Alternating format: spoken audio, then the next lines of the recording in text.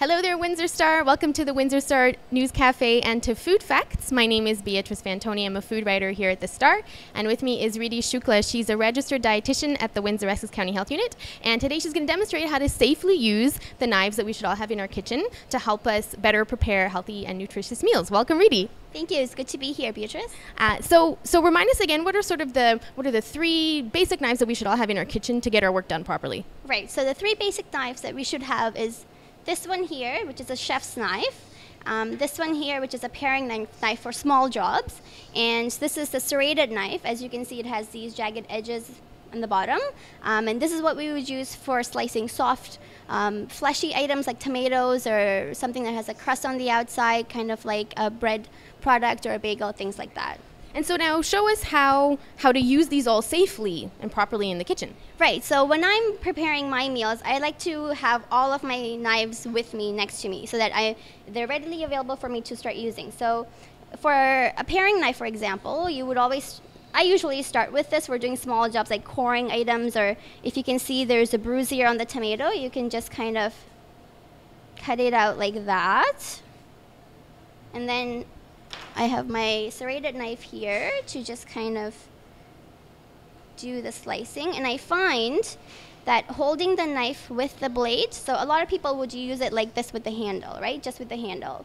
You can do that, but I find that holding it with the blade a little bit like this, it gives me a better control of the knife, and I'm able to do my jobs much faster.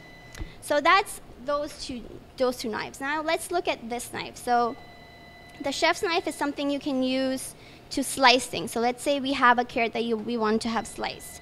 We would take the end off, and then because it's long, we're always concerned that we're going to chop ourselves, right? Yeah, especially with chef's knives. Yeah. It's such a big knife, and they're so sharp, right? But the key is to kind of just make sure that you can see all of your fingers, right? So if you're doing something long like this, you don't want your thumb out like this, because then you would chop yourself. But you want your thumb all the way to one end, and your fingers kind of doing this little curl, right? So that your bottom part is pretty tucked in, and you have a knuckle that's sticking out. So the knuckle is what's going to guide your knife, and it shouldn't go all the way up, because if I do this, then I'm going to chop myself.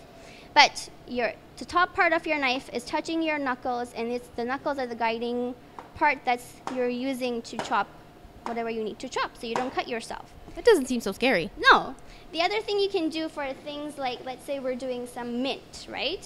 You have some mint that you want to flavor your food with, then you're going to do this motion. It's called like just chopping herbs, right? And at that point, you want all your 5 fingers that you can see. So you're not doing this, you're not doing this, right? Because you can easily cut yourself. So you want all 5 fingers on top of the blade, and you're just doing this motion all around. And the better you get, you can kind of, with practice, do this. And as you can see, I'm nowhere near the blade. I'm not afraid to cut myself, right? So that speeds up your work too. Absolutely, it does. And having all 3 knives kind of readily available around where you need to use them, you can easily just pick one up, whatever you need, and start chopping or using it for whatever purpose you need to use it. Wonderful. Thanks so much for coming in and showing us this basic food skill. That's great. No problem. I hope you enjoy it.